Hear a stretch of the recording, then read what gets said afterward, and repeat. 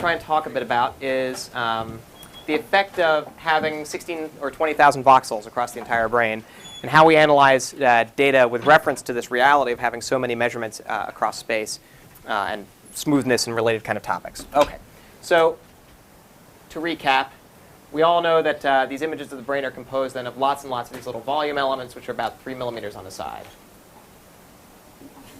Okay, so, and in the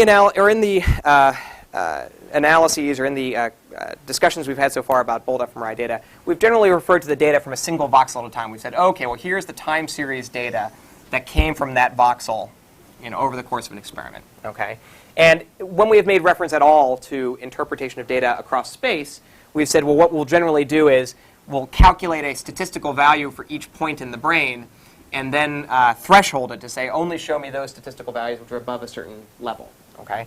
And at one point, we did have a bit of a digression and talk about how, if you had a statistical value or a threshold of 1.65, a t of greater than 1.65 within a single voxel, which corresponds to a p of equal to 0.05, we established that that would lead to lots of false positive activation across this brain, because you'd be doing on the order of 16 or 20,000 independent statistical tests, and if each independent statistical test had the chance of a false positive of 0.05, so 1 in 20 of those tests would have a false positive voxel, then if you had, say, 20,000 voxels and about 1 in 20 of them led to a false positive result, then you'd expect on average to have about 1,000 voxels which were a false positive result under the null hypothesis. Okay? So we established how that would be an undesirable thing. And so one way that was suggested to correct for this is to perform what's called the Bonferroni correction. I can never spell Bonferroni under pressure. See how I do? I think it's all right. So Bonferroni correction, which is the process of taking the p-value at which you'd like to control the false positive rate and divide it by the number of independent observations, in this case 20,000. Okay? And so then this will be your new p-value. So you'd want to say, give me a t level which corresponds to this p-value. Okay? And so that would mean then, the implication of that is, only 1 in 20 statistical maps that you create would have a false positive, have a single false positive voxel on it. Okay? So if this was experiment number 1, had this result here, and if I then perform experiment, I then repeat the experiment with the same group of subjects and create a second statistical map and do that 20 times total, my expectation is that by performing this Bonferroni correction, only 1 in 20 times that I ran that experiment with those subjects and analyzed the data in that way, would there be even a single voxel on the map that would survive my statistical test under the null hypothesis. Is everybody cool with that concept? Speak now, because we're about to take off. All right? Is that all right? Okay. So, it's often been said, Bonferroni correction, it's too conservative, right? Because it used to be in the old days when people do these tests, they really would just threshold at 1.65. And let me tell you something right now, you can still find plenty of papers that are published that are thresholded at this kind of crummy statistical level. Okay? And so just so you guys are familiar with the parlance, because if nothing else, I want you to be good evaluators and consumers of the neuroimaging literature. And this really sticks in my craw. So I'm going to take 5 minutes now to get really pissed off about something that people do with papers. And finally, now that I'm like, an associate editor on a journal, I'm smiting those who dare to submit papers with this. Okay. Someone, what journal are you assisting? Neuroscience letters. Sorry. Yeah, right. Sorry about that. All right. Anyway, so here's the thing. Okay. So when you report a statistical test for one of your neuroimaging experiments, and you say, okay, so there was activation at this location, and the t's were greater than 3.0. Okay, t's were greater than 3.0, and you look up in the back of your Statistics 101 textbook, and you say, okay, let's see, I had 1,000 degrees of freedom, and I have a t of 3.0, and that corresponds to a p equals 0.00002, right? So that's what you report. You say, hey, I had a statistical result. Bagels versus donuts activated this area of the brain. T of 3, p equals 0.00002, and that looks great in the press release, right? And sometimes they'll even throw in parentheses afterwards, uncorrected, in little letters. And what that means is uncorrected for multiple comparisons. Okay? And people actually publish this, right? They actually publish results, and they say this was the result uncorrected for multiple comparisons. Right? Now, of course, we know that this is completely bogus because under the null hypothesis, even if bagels and donuts have no difference between them whatsoever, okay, there would be activation, there'd be blobs all over the brain at this kind of statistical threshold if, in fact, its corrected p-value is equal to 0.2, okay, which it might be, or 0.4 or 0.6 or something, all right? So that being said, so now that I've sort of vented my spleen, let me just say that it's not all bad, right? It's possible that what you could do is, in a intellectually honest way, is you say, well, look, here is my main comparison of interest, and I looked over the entire brain, and I used a corrected p of equal to 0.05, corrected for multiple comparisons, and I found this blob here. Now, having tested my main experimental effective interest, I'm now going to go and look for stuff below threshold. This is sort of an exploratory analysis. And I'll say, now, I'm going to go take a look and see if I lower my threshold to a p of 0.2 corrected, corresponding to a p of equal to 0.00001 uncorrected, now I find these additional blobs. And I can say, well, it wasn't significant at a mapwise level, but this is what I found, yada, yada, yada. I don't have a problem with reporting results which are below this sort of nominal, arbitrarily selected threshold. What I have a problem with is deceiving readers. And so reporting that its significance was with p quadruple O2 is deceiving to those who are not very familiar with neuroimaging literature. So that's why I get worked up about this. And as we'll get into in just a few minutes, there are ways to sort of create spatially focused hypotheses, right? You might say, well, wait a minute, Jeff, it's completely unfair. I only think that the effect of bagels versus donuts will have its effect in temporal cortex. I don't want to look at the frontal lobe or the parietal lobe. I'm not interested in effects there. I'm only really interested in the difference between bagels and donuts back here in the temporal lobe. Okay? In which case, it seems kind of ridiculous to have to correct for all of these 10,000 voxels out there when I'm really only interested in these 6,000 voxels down here. That's how I justified using an uncorrected statistic. I think it's a perfectly legitimate argument as long as you actually operationalize your hypothesis test and say, all right, so if you really just want to test a hypothesis in the temporal lobe, well, define a region of interest around the temporal lobe and say there are 6,000 voxels there, and now I'm going to correct to have a corrected p-value for those 6,000 voxels in the temporal lobe. Okay? Again, sort of intellectually honest. Define your area that you're interested in testing. Because the problem is with neuroimaging data, and I think one reason that I think a lot of skepticism can be applied to the first decade of neuroimaging research publications, some of them, is that you have very many degrees of freedom for interpretation of your results. Okay? You do a statistical analysis, and you set your threshold at 0.05, uncorrected, and these blobs pop up all over the place, and you say, oh, yeah, of course, this is the working memory area here, and here was preparation to respond, and this was thinking about my mom, and So all these different interpretations can be applied to the statistical map with really no constraints whatsoever. So since the brain is a big place, and since a blob of noise can turn up just about anywhere, and since you can always tell a story about what you see, it's always possible to kind of come up with these kinds of interpretations. So, all right, I'm going to try and tone down the editorial component of this, but that really gets my goat when I see stuff like that. So it does encourage a priori hypothesis, strong a priori hypothesis, well, if you can help it, at least for one kind of analysis. So let's talk about that. So what people then say is, look, this stinks because the brain's a big place. There's a lot of voxels. If I start correcting for all those multiple comparisons, this is just going to be sort of too conservative. I'll never see anything, okay? Which the claim is being made that, look, if I need a t of equal to 8, which is a huge t value, right, to get a significant effect on a mapwise level, that's just too high. I won't see an effect. And therefore, I'll be guilty of another sort of statistical error, right? I'll be making the claim that there was no effect when really there was effect that I just did not have sufficient power to find, right? And this is a perfectly legitimate kind of claim to make, that that kind of error maybe is just as bad as the error of committing a false positive, saying that there was no effect when really there was an effect. What this really is an argument about is saying, I don't have enough power. Okay, I don't have enough power for my statistical analysis.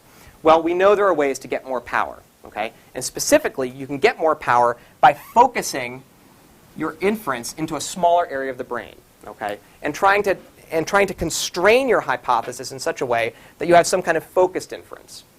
So, for example, instead of saying, I want to test the difference between bagels and donuts across the whole brain, I say, I want to test for the difference of bagels and donuts in this particular area of visual association cortex that I think has a chance of showing the difference. Okay?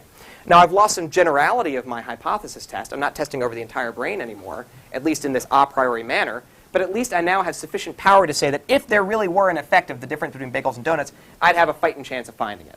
Okay? And then you can go on to do these more exploratory, lower the threshold kind of analyses for the rest of the brain. Yeah? Don't disagree with your statistical branch.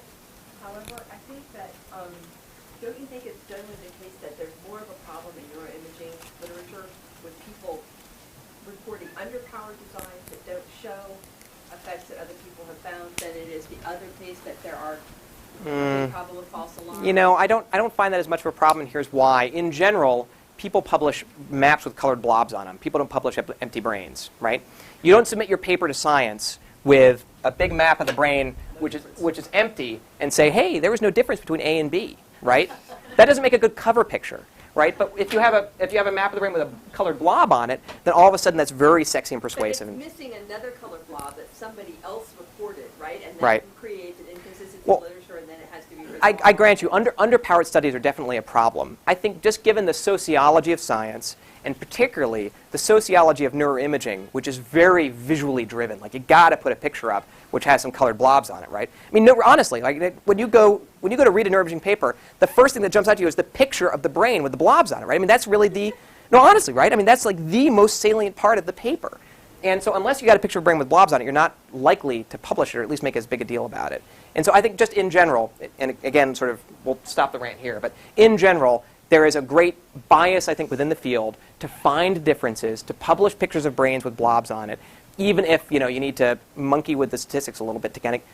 And again, I don't want to ascribe intentional duplicitous motivations on the part of researchers. I think it's just, again, the nature of sociology, the nature of the many degrees of freedom that you have with statistics, and the fact that like these are pretty powerful scientific tools that quickly got in the hands of folks who maybe didn't quite perfectly understand about multiple. I mean, obviously, like here we are, we're 6 hours into this course. We're only now kind of getting to the business about multiple versus, multiple comparisons and corrected versus uncorrected. And it's a fairly subtle argument. And, so again, I don't fault anyone at the level of being like a crook, but I think that it's just, this is something that as a community we need to police a little bit more carefully. Anyway, so rant over. So, but let's suppose then that you're one of these very well-motivated scientists. You want to define regions of interest. Yes? Don't make me rant anymore. Yes? Lower your scanner resolution and limit the number of voxels that way. Does that? Sure, right. So let's okay, perfect. So how could you increase? So could you lower your scanner resolution and get bigger voxels, right? So if you had bigger voxels, you'd have fewer of them. If you have fewer voxels, you have fewer multiple comparisons. If you have fewer multiple comparisons, you have more power per comparison, right? So what's the equivalent thing of doing that? Well, it's smoothness. So let's talk about smoothness. So I've been going on as if we have 16,000 independent comparisons across the whole map of the brain, okay? The truth is actually it's an oversimplification. It's not 16,000 perfectly independent comparisons. Why is that? Well, because it would tend to be the case, even under the null hypothesis, that when the signal in voxel A tends to increase, the signal in voxel B will tend to increase too, okay? The same sorts of noise, movement of the head, pulsatile blood movement, whatever this weirdo thing is that's going on in the scanner that's making 1 over F noise, that tends to increase the signal in voxel A, tends to increase in voxel B too. So these two voxels aren't actually perfectly independent. They're actually correlated with one another a little bit. So it's not really 16,000 independent tests. It's something less than that, okay? And the first, 5 years of neuroimaging and SPM and PET and all the rest was trying to make a statement about, well, how much less than 16,000 is it, okay? And one way of characterizing something less than independence across a spatial extent like this is in terms of smoothness, okay? Smoothness means if you were to kind of create a tactile representation of the value of each one of these voxels, right? If it's very smooth, you can run your hand over it and it feels like, the back of a cat. Then that would mean that the values are changing, until the cat turns around and bites you, that the values are changing very slowly from point to point. Whereas if it's very rough, right, so it's very kind of bumpy and jittery and has a lot of spikes, then that would be a very rough map. Iguana-like. What's that? Iguana-like, for those who have petted iguanas. That there's a great difference or tendency for difference between one voxel and the next, okay? So that would be a greater independence or roughness as opposed to when there's greater smoothness or dependence among adjacent observations, okay? And there are ways of measuring this. There are ways of measuring the smoothness in terms of what's called full width half max, okay? And the full width half max refers to, imagine I start out with a brain which has perfectly random noise in it, okay? At every voxel, I have a computer put a random value there, such that it's perfectly rough, okay? It's as rough as this thing can possibly be, all right? And then I say, let's now try and smooth that out a little bit to make it a little bit less rough. And I smooth it by convolving it with a Gaussian kernel. A Gaussian kernel looks like that. And then I can vary the width of the Gaussian kernel. And Gaussian kernels are normally measured in terms of their full width at half of their maximum height. Okay, full width at half max. And so the wider I make that Gaussian kernel to smooth it, the more smooth this map will end up being. And the more narrow I make that Gaussian kernel, the more rough the map will be. Okay? So a way of measuring the smoothness of the map is to say,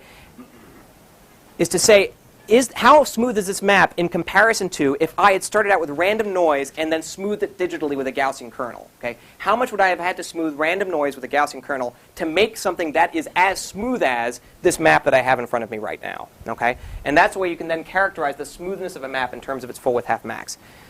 And then just as a very rough estimate, if you take the number of voxels that you have in the brain and divide it by the full width half max of the Gaussian kernel, that you would have to, again, sort of, that represents its smoothness, that gives you something called the racels.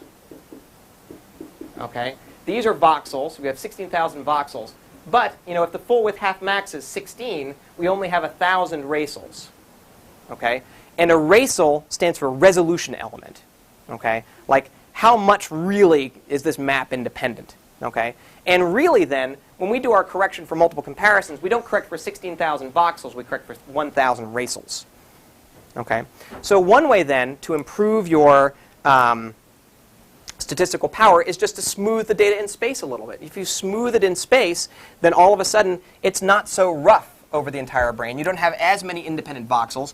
You now have fewer racels, and so you've now increased your power. Okay? You have fewer independent comparisons that you need to correct for which you need to correct. Any questions about that? Yeah? So are you basically creating bigger voxels? Essentially, it's like creating bigger voxels. In fact, you can algebraically show it's, at the limit, if you have small enough voxels, it's like making them a little bit bigger. But yeah, you're reducing the number of independent resolution elements. The reason, though, people tend to like to do this is because, and again, this is not a critique, this is just the way the human visual system and scientific publication works, is that it's much more attractive to present a statistical result that looks like this with this smooth blob with like the contour moving from red to orange, which is what you normally see, as opposed to if you just went to fewer voxels, you'd have like that as my activation, right? And clearly, it's prettier to kind of see that smoother blob. In one sense, this is more honest. I mean, this is a closer representation of really what the data were. Right? But nonetheless, it's not as pretty. Yeah? How do you know how much to smooth? How do you know how much to smooth, Jeff? Well, the amount that you want to smooth, so it's a tough question. So why might this be even controversial? Well, you can imagine the limit if you used a huge Gaussian kernel and smoothed the hell out of your data, it would be equivalent to reducing the entire brain to one big voxel, right? And averaging all the data that's present in the brain down to one voxel, right? And so therefore, if you saw an effect in here, this probably wouldn't be. It's the same as actually the global signal at this point. It's the same as testing if the global signal had an effect of your task, okay? And so clearly that's too much, and not smoothing at all, you'll have data that's fairly rough, and you'll have a lot of things to correct for. So what guides you on this? The general rule of thumb is, by something called the matched filter theorem, which I won't go into, that the amount of smoothness that's optimal is when the full width half max of the kernel is equivalent to the size of the activation you're trying to detect. Okay? So imagine you think a priori that the difference between bagels and donuts will produce a change within this one area of the lingual gyrus. And you look at your anatomical picture and you say, well, the lingual gyrus, that's about 12 millimeters across. It's about 12 millimeters across the lingual gyrus. And my voxel size is about 3 millimeters. So it's about 4 voxels across. So if the lingual gyrus, where I think was going to be activated, is 4 voxels across, that's where the activation is going to be, I should smooth full width half max equals 4 voxels. That will optimize my ability to detect that 4 voxel activation. Okay? But the flip side is, what if I'm wrong? What if the activation is actually 2 voxels big? Well, smoothing this much is going to hurt my ability to find it. There's no free lunch. All right? If you smooth with more than the size of the activation you're trying to detect, you're going to impede your ability to detect it. And conversely, what if the activation is 10 voxels across? Well, if I had smoothed more, I would have been better able to find that. Okay? So just one second. So in general, then, the smoothness should equal the size of the thing you're looking for. But it makes it harder to find things which are bigger and easier to harder to find things that are smaller than that size. That being said, So at some point, someone said, well, why don't you try smoothing different amounts? Smooth 2 voxels, smooth 4 voxels, smooth 6 voxels, smooth 10 voxels, and then take a look and see what you got. That's fine. You can certainly do that. Again, it raises sort of like this problem of, all right, well, now I've looked at like 4 different statistical maps and kind of tweaked the smoothness to take the one I like best. So maybe I should correct for the fact that I've looked at 4 different statistical maps. So I should probably Bonferroni correct my p-values now for doing 4 smoothness maps. Now, this is seriously what people do. But then you could even further say, but wait a minute, testing at different smoothnesses, that's not fully independent. I shouldn't have to really completely Bonferroni correct. So believe it or not, there's a paper by Worsley which is searching over scale space or smoothness space, which explains how you can correct your p-value appropriately for searching for different levels of smoothness. Not even Worsley uses that paper because it's just he wrote the damn thing, he doesn't even use it because it's just so cumbersome and takes so much time. I think you can probably still sleep well at night if you test 2 levels of smoothness and try and take the one which best captures your data. If you find you're in the area of starting to tweak your smoothness and run 100 analyses and pick the one that looks best, then maybe your effect ain't so big and you should be thinking about adjusting your p-value. Yeah. We were talking earlier about randomness and information value. Can you use information analysis on this to figure out how many actual independent elements there are without having to do an empirical smoothing? Right. So, right. So, to measure the entropy of the data, right? So smoothness. So yeah, I think you're ready for the more intense and boring fMRI data analysis course. Because one thing we could talk about is the fact that there's non-independence of voxels over space, which is capturable by smoothness and not capturable by smoothness. It turns out there's non-independence of voxels which cannot be characterized by smoothness, and that's types of non-independence which is not well described by a continuously differentiable autocovariance function. And for that, then, you can't measure it with smoothness. You have to use other sorts of measurements, and things like measurements of entropy are sort of the right kind of flavor. There's actually something called spatial coherence, which is a ratio of the power spectrum independence per voxel, blah, blah, blah, blah, blah. Anyway, so there are other ways of doing this. And it turns out that one critique, so this is the main way that fMRI data are analyzed, is by you maybe smooth the data a little bit, and you measure the smoothness, and then use this correction here. But then one criticism that's been raised is, well, wait a minute, what if there's non-independence in these voxels that is not fully captured by smoothness? Then this model is somewhat incorrect. And it's true for low degrees of smoothness, the model can be incorrect.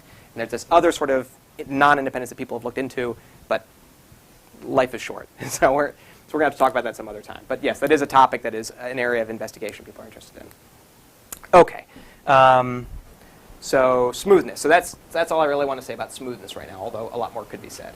But that's one way of improving your power or taking care of the fact that you've got lots of voxels over space. The other way, and a way that I highly recommend to anyone who's getting into neuroimaging or who is working in this area, at least it's for me the way out of this nightmarish position, which is that you collect all this data and the abstract deadline is in 3 weeks. And you've got all these maps of the brain with all these different conditions that you compared. There's blobs all over the place, right? And you're not quite sure what threshold to use or how much to smooth it. And you could interpret all this stuff in different ways. And for me, at least, that causes acid reflux. If there's so many different ways you can interpret your data and work on it, it's overwhelming. And I think that that's fine to use that as sort of a stance for then sort of furthering investigation and learning sort of new things beyond your hypotheses. But at least for sort of a simple hypothesis test, it sure is nice if before you do your experiment, you can say, here is the fusiform face area. Here's the area of the brain that responds most to pictures of faces. And I have some idea about what neuronal activity in the fusiform face area does in response to different sorts of stimuli. Okay? So if you can define a region of interest a priori, there's several things you can do. One is you can do your experiment and look for voxels that are activated within this region of interest. Now all of a sudden I'm dealing with only 200 voxels, say, instead of 16,000. So I have tremendous increase in power. And in fact, furthermore, if you're willing to make the assumption that the properties of this region are homogeneous, such that any one voxel in the FFA, in the fusiform face area, should behave like any other voxel in the FFA, just average them all together. Say, just take all these voxels, average the bold fMRI signal between them into just one mega signal. This was the average signal from the FFA over the course of the experiment. Okay? So now you have this really great benefit of doing signal averaging across voxels, and now you don't have any multiple comparisons. You just have one voxel. In effect, you turn the FFA into one big voxel. Okay? And so now there's no multiple comparisons. You're set to go with a p equals 0.05, corrected or uncorrected, brother. You're all there. that's all you need. So if you can define a region of interest like this and analyze the data just from within that one region using the average signal, then you've really optimized your power. Okay? So the question becomes, then where do these regions of interest come from? How would you define this thing? You can define it anatomically. So that is, you look at the anatomy of the brain and you say, where's the nucleus accumbens? I'm going to get out my little mask drawing tool, draw the nucleus accumbens. Now I'm going to test a hypothesis about that anatomical region of the brain. You can define it functionally, which is the case with the FFA here. So first, I'm going to have my subject go in the scanner. They're going to look at pictures of faces and pictures of houses and pictures of objects. And I'm going to identify the area of the brain that responds more to pictures of faces than to any other sort of stimulus. Okay? And once I've found that area of the brain and defined it, now within that area, I'm going to test some other experiment. I'm now going to have them do some other experiment that I'm really interested in, and then look and see what the difference in neuronal activity was within that one area that I've defined. Okay? And once I've defined the FFA for this one subject, I can bring her back on 4 different scanning sessions and always use that same region of interest that I've defined functionally. Okay? So that's functional. You can define it using what's called a main effect, or main effects. So this is kind of nifty. So imagine I have an experiment, and I've got bagels, donuts, and blank periods, or rest, or some non-appetizing breakfast food like oatmeal. Okay. So imagine I present these 3 pictures. Okay. And I say, okay, well, I'm ultimately interested in the difference between bagels and donuts. But I think the interesting difference between bagels and donuts will only be present in those areas of the brain that actually respond more to bagels and to donuts than to oatmeal. Okay? That is, so if I make a graph of response, right, and here's the bagels, here's the donuts, here's the oatmeal, I expect that there's going to be an area of the brain that looks like this. Here's the bagel response, here's the donut response, and here's the oatmeal response. Okay? I think that there's going to be an area of the brain somewhere out there that looks like this. So what I can do first of all is first test to see where in the brain was bagels plus donuts divided by 2 greater than oatmeal. Okay? And that's testing for this main effect. Okay, where bagels and donuts combined were greater than oatmeal. The main effect of presenting a round breakfast food. Okay? Okay, so suppose I do that, and I've got my map of the brain. I say, okay, well, this area of the brain responded more to bagels plus donuts than oatmeal, and this area of the brain responded more in this area of the brain. Okay? Now, within those areas of the brain, I'm going to take the average fMRI signal and then test what was the difference for bagels minus donuts within that area, the interaction of sweet versus not sweet round breakfast food. Okay? And then now I'm testing for this difference between these 2 things. All right? Now, so why is this a kosher thing to do? Well, it's particularly kosher if you're working with the bagels.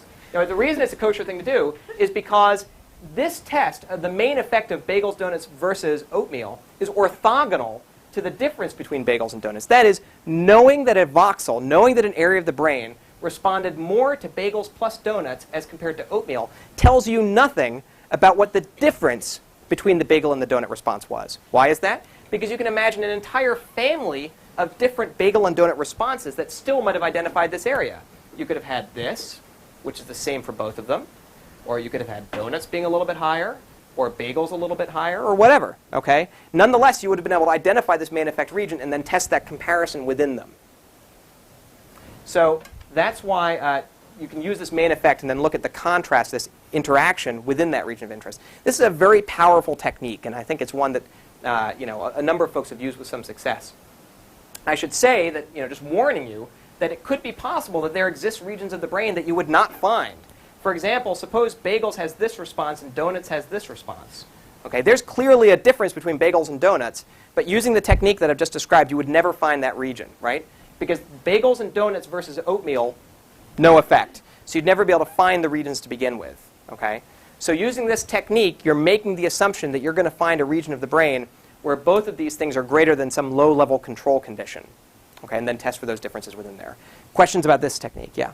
Yeah, haven't you, you're trying to define regions of interest to increase your power, but in this bagels, donuts versus oatmeal example, you've got to Bonferroni correct for the whole brain to find those regions in the first place. So the question is, hey Jeff, don't you need to Bonferroni correct to find these bagel plus donut versus oatmeal regions to begin with, right? So aren't you just sticking yourself with 2 statistical tests?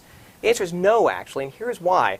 It turns out you can set the threshold for finding these regions, those main effect regions, at any statistical threshold you want. Anything you want. You could use p equals 0.8 uncorrected if you so chose. Okay? You could define the region of interest where t was greater than 1. You could do it. You could define these regions of interest, and it would not bias the second test you're going to do. Right? It would still be just as valid to test the difference between bagels and donuts. Now, it might be less powerful. It could be the case that if you start setting this threshold really low and you get all these kind of big blobby regions, you're going to have a whole bunch of voxels in here that have nothing to do with bagel and donut processing. And so you're going to wash out or make more difficult to detect the difference between bagel and donut. Okay? So there's actually a tension between trying to make these regions small enough so that they only include the voxels that are really involved in your task, yet not making them so small that you eliminate voxels that might be involved with the task, and then you're losing sort of the averaging power of including those voxels, right? Because obviously, if you make this just one voxel big, you don't have the benefit of having averaged together a group of voxels. But if you make it a huge blobby region like this, you've got a bunch of voxels that have nothing to do with your task in there. So there's a tension between where to set that threshold. Okay, so that's one of the challenges. So people ask me, so Jeff, what threshold should I use to define these regions? Or what method should I use to define these regions? The standard that I generally apply is I'm writing the method section standard, which is when you go to write your method section of the paper, imagine having to describe the technique that you use to define this region. And as long as you can think that you can write a method section which sounds kind of reasonable, then I think you'll be OK. So what I mean by that? So suppose I want to use a t threshold of 3.0 to define the FFA, and I want to constrain it to the temporal lobe. So I can imagine writing a method section which says functional regions of interest were defined within the lingual gyrus and occipital gyri using a mapwise threshold of 3.0. Like, OK, that's good. But now imagine we're having to write this method section.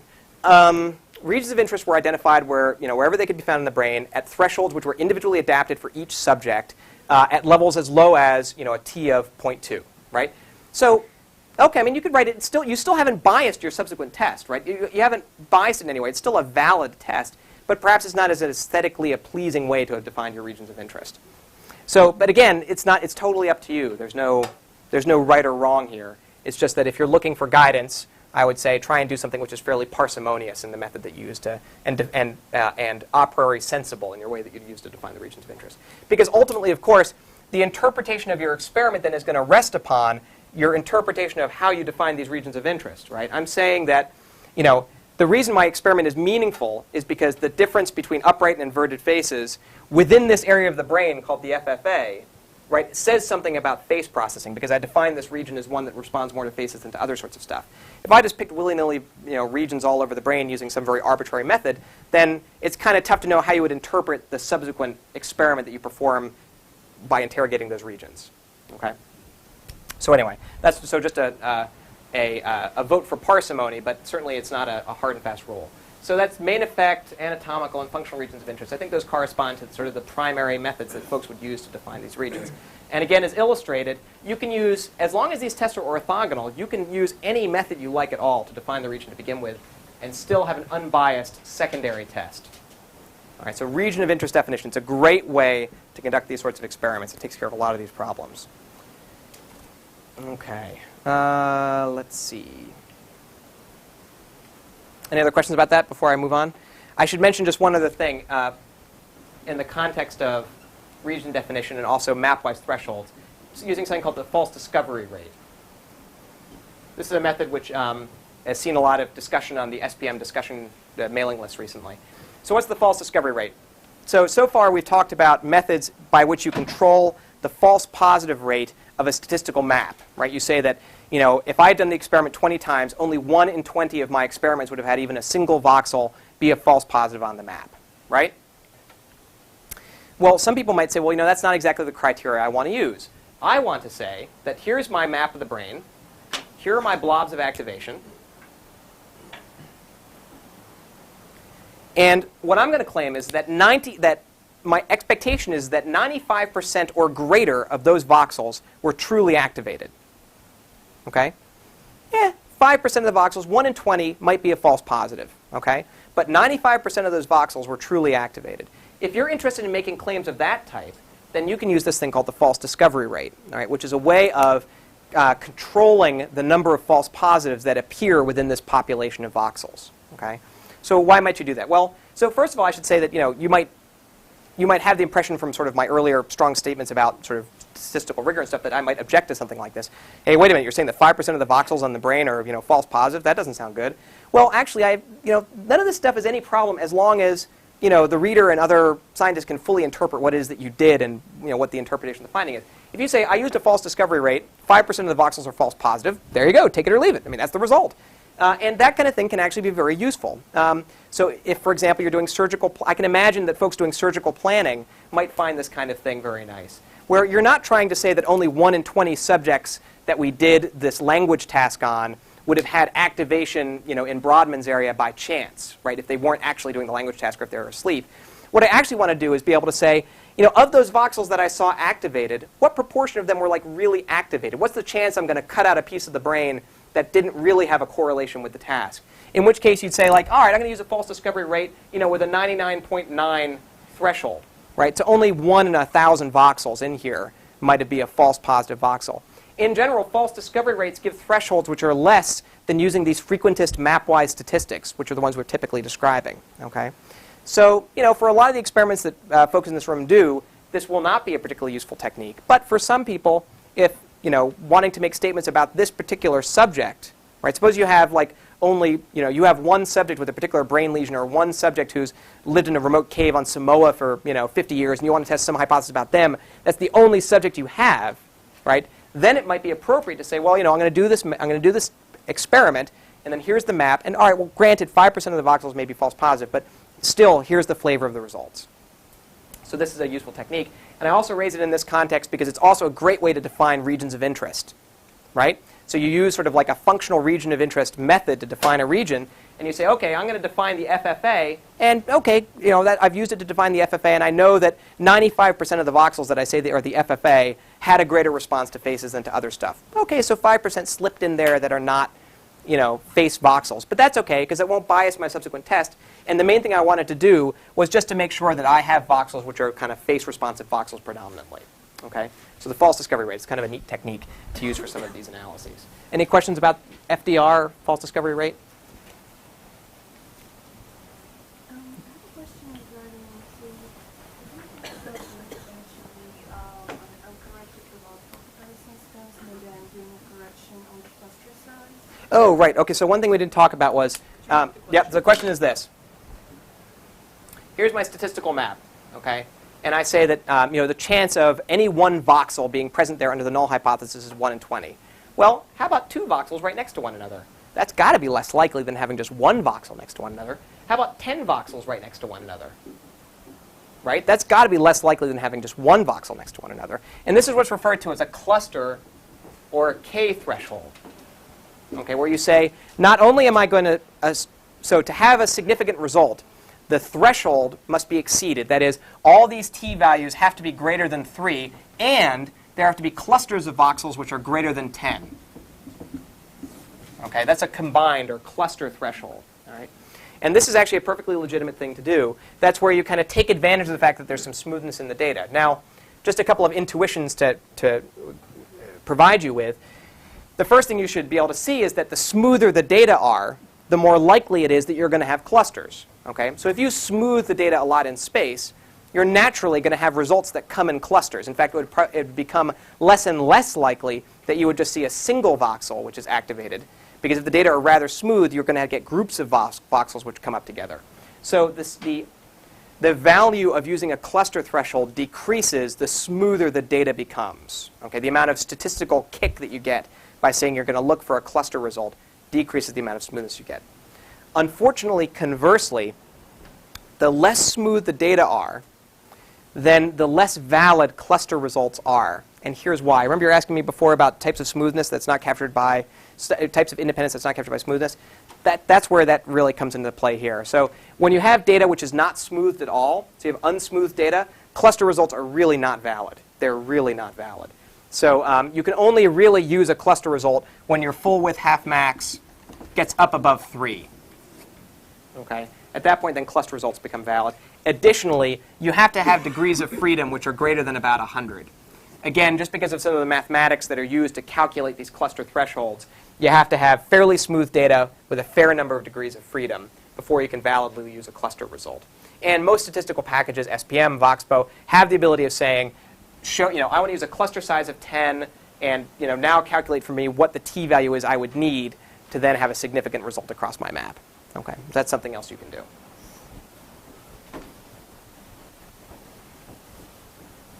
Okay, let's see now.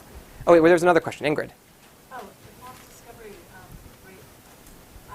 That sounds very useful. First of all, is it? You mentioned that it might be very useful for a single subject test. And Right. The situation I can imagine is one in which you have, like, I'm testing a subject, and it's the only subject of the kind I have. I'm not going to be able to build a population of 10 of these subjects. and lots of people have this situation. Some Right. peculiar, Right. rare subject. Right. Okay, the second question is, does VoxBo have this? The FDR? Yeah, it does. Okay. Yeah. Tom and Dan, I know. Is Dongbo here? There you are. So we have FDR, don't we? FDR? Say yes, say yes, say yes. Yes, that's great. Thanks, Dong. Yeah. No, I think Tom put FDR in. Is it Tom? I didn't do it. Yeah, you didn't do it. I think Tom did. Did. Yeah, talk to Dan. I'm pretty sure that it's in VoxBo. It's available. And, it's, again, useful for these circumstances. Okay. Any other questions? Yes. Sorry, can I obviously for what I do, that's There might be a, exactly what I need. yeah, So there's a tumor in Broca's area, and I see a blob. right. Can you just expand a little bit on FDR? And, does that mean I've got a blob with 100 pixels, so I know 95 of those Are real. so I know that this is a real effect. Yeah. And that's probably it. Yeah. Is that Yeah. the other side of Yeah, it? that's it. So the notion is that I won't go into the specific details of how an FDR is calculated, but it basically involves making a rank listing of the voxels, their activation, and then comparing it to a distribution. But if you threshold an FDR map like this at a what's their? It's not Q. It might be Q. They call their threshold Q of 0.05 instead of a P, a Q of 0.05. What that means then is that in here I can't tell you which ones they are, right? But the expectation is that, on average, 5% or fewer of these voxels will be false positive voxels. Okay? Again, I can't say which ones, and also I can't say if it's exactly 5% or fewer than 5%, but at least I can bound the number of false positives at topmost 5%. Okay? So, I would say then that if you do this, and then you have clusters of 20 voxels, then you can say all right, well, look, I don't know if the shape of this blob is exactly this or exactly this or exactly this, but there's definitely a blob there. So I think that's why for the sort of surgical mapping and stuff, it might be a useful thing to apply. I never, when I've seen you up there, I've never thought of before FDR might be an appropriate thing to do, but yeah, just in thinking about it now, I realize that's kind of the circumstance when it would really be applicable.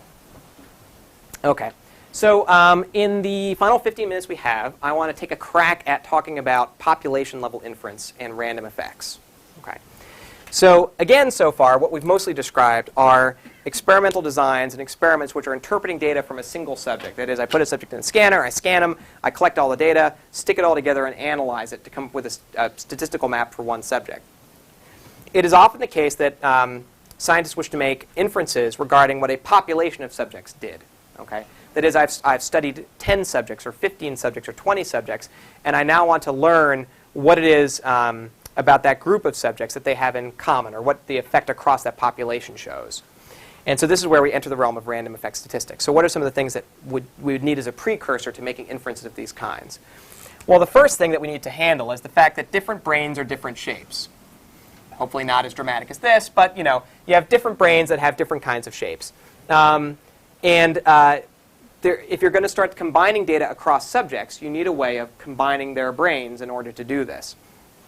Now, even before we get to that as a prelude, it's not necessary that you would actually need to anatomically normalize the whole darn brain if you had a very focused hypothesis of interest. For example, I have a hypothesis about the functional properties of the fusiform face area across a group of subjects. Okay? And I can define the FFA in each subject, all right, and obtain an effect from within that region for each subject and then test it. And so now I've made a statement about the property of the fusiform face area across a population of subjects without ever having to normalize their brains in some spatial stereotactic frame. Okay? That being said, it's nonetheless rather common to try and want to make inferences across the whole brain in subjects drawn from a population. And in that case, what you need to do is you need to spatially normalize brains into a common spatial frame. A lot could be said about this. There's a lot of papers. There's a guy here at Penn named Jim G, who does an awful lot of great work in this area. He and the cadre of brilliant people in his laboratory have spent a lot of time thinking about and working on how to put together brains from different spatial frames into one common atlas. And there's also techniques which are built into SPM and VoxBo and all the rest. Suffice it to say, there's a mathematical way that you can take different subjects' brains and basically align them, warp them, and squish them so that they all line up with a common reference brain. Okay? And that's what's typically done. So step one, you get all the brains into a common spatial reference frame. Okay? Step two is typically to apply some smoothing. Why is that? Well, for all the reasons we've talked about to begin with, smoothing is a decent idea.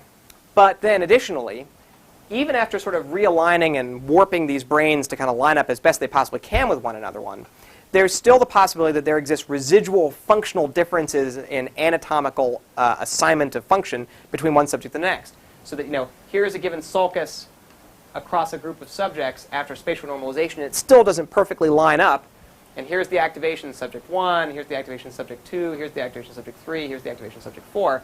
It's all just slightly out of alignment. So by smoothing the data a little bit more, you overcome residual differences in anatomy that's not completely taken care of by spatial normalization. Okay, so you smooth the data a little bit. But then what's the next step? Well, one thing you could imagine doing is just taking the data, the entire set of data that you have from each subject, and concatenating it together. Okay? So here's a given voxel in the brain, right, at a particular point in the standard stereotactic framework. And you say, okay, well, here's the data across my experiment for subject 1, and now here's the data for subject 2, and here's the data for subject 3, and so on and so forth. Okay? So now instead of having you had 1,000 observations per subject, you now have 1,000 times n, where n is the number of subjects that you had. Okay? So if you had 10 subjects, you might have 10,000 observations per voxel, of which there are 20,000 voxels. So you now have an awful lot of data. Okay? So you can do this sort of analysis. It's perfectly statistically approachable thing to do. It's called a fixed effects analysis. And in so doing, so you end up then with a statistical map, which has some blobs on it. And you say, okay, well, this was the effect of my task across this population, analyzed in this way. So what's the interpretation of this? Well, a fixed effects analysis makes the assumption that there is no variability from one subject to the next in the magnitude of the evoked change. Okay?